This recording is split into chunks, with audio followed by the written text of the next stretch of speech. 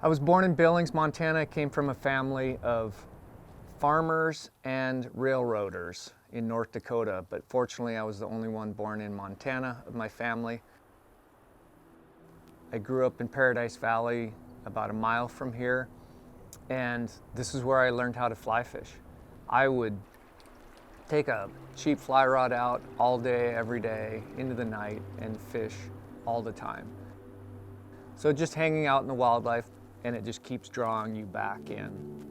And then the more you're in that ecosystem, the more you see things like snakes and insects. And fly fishing forces you to turn rocks over and look at bugs and see hatches and see the cycles of life. And that's what I love so much now, is there are these cycles and these rhythms, whether they're bird migrations or insect migrations or hatches, that ground you. Like, there's always something going on, and it makes you remember the last year. It's hard not to look around in nature and start asking why. Like, why does a fish swim like that? Why does it feed more in the mornings than in the middle of the day? What nature gave me was curiosity. Paradise Valley was quiet. Everybody knew everybody else. Malcolm Forbes sells his ranch, and then we kind of had a blip that started the subdivision process in the valley. There's no zoning in this valley to this day, so you can pretty much do whatever you want, and it's going to have impacts. It's not only going to have impacts on the quality of life of humans who live here, but it's starting to have impacts on wildlife and wildlife migrations. But we're seeing changes in the ecosystem where the trout that we grew up fishing for are facing different pressures. So we're pushing up against that now, where people are, I think, getting sick of just another 1 acre, half acre plot getting developed.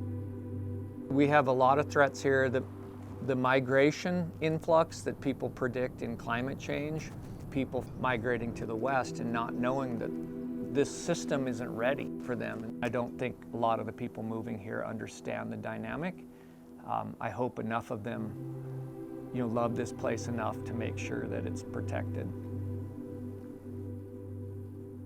I think the greatest thing we did in America was start protecting these places. And now we're having to challenge ourselves and say, do we want to push the envelope on the public lands we established and start occupying them because we're too crowded everywhere else?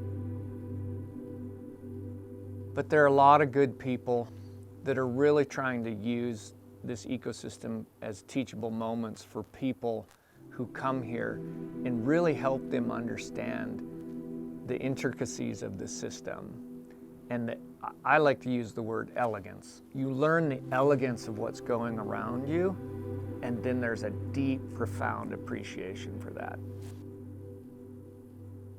About 15 years ago, I found this place, bought this property, and then we put our heart and soul into this, building up soil health, plant biodiversity, native plant reintroduction, trying to get the insect life back to the population that should be here. Insects feed birds, birds spread seeds, all those sorts of things, and it's finally paying off. I love looking back, and hopefully I'm young enough to live another 20, 30 years and start enjoying the fruits of my labor and maybe pass it down to the next generation better than I left it. Whether it's moose or otters in this pond, beavers, what can I do to coexist with this? You create that biodiversity, and then you create balance because there's competition. It's the natural state of things and how they react to the environment over time until they get into some sort of rhythm or equilibrium. That's the great thing about life. It can adapt to change, right? So it's not that there isn't change, it's like, how fast does that change occur, and how can I get it into some sort of stable state so that it feels like a rhythm? It starts from the soil on up. You get the plant life, you grow the canopy at different levels. It's simple as grasses and flowers and stuff, and then bushes and then trees. Life occupies that in different ways. That's what regenerative farming is. In the soil, there are different types of bacteria and fungi that are needed to coexist with plant roots that are fed by the plant roots that exude things and then take nutrients from the soil and feed those to the plants. That's the symbiotic relationship. You take the plants off the ground, well then the microbes in the soil don't have food, right? And then they die. If they die, you try to bring plants back, they don't have the worker bees to help them process the chemicals and put it in the plants and grow. So now you have a very degraded system. I think it's 1/3 of the soils in the world are degraded today. Well, what do you think we eat? Well, okay, yeah, some of you eat cattle, I eat cattle, but what do cattle eat, right? If you don't have soil, you are dead. You're dead. It's called Mars. Not all ecologists are farmers, not all farmers are ecologists, but to me they go hand in hand.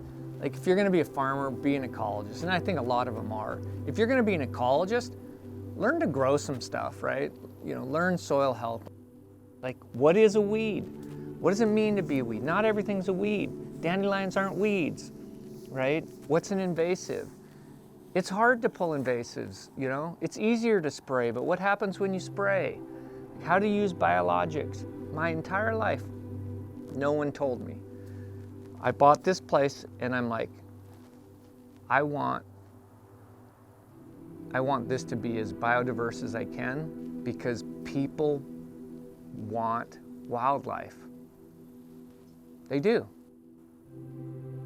You can take that same principle and put it in your yard, right? Whether you're growing food or not. You could have a 1-acre yard in the suburbs of Seattle or a 1/4 acre. You get your soil health right, you're gonna get plants, bushes, trees, you're gonna have more birds, you're gonna have more insects, you're gonna have more wildlife. That gets complex. There are a lot of nutrients in the soil that affect plant growth. So do that, right? It'll be a lifelong learning process and you'll never totally understand it.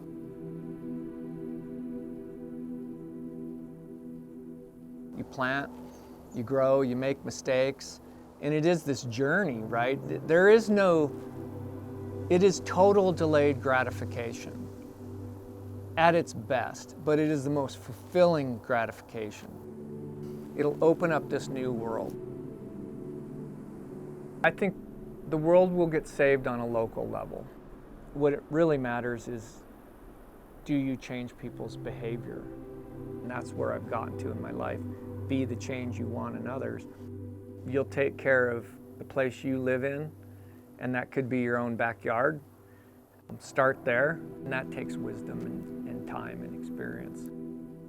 I think the things I learned in my appreciation for the outdoors is what makes me want to conserve it today.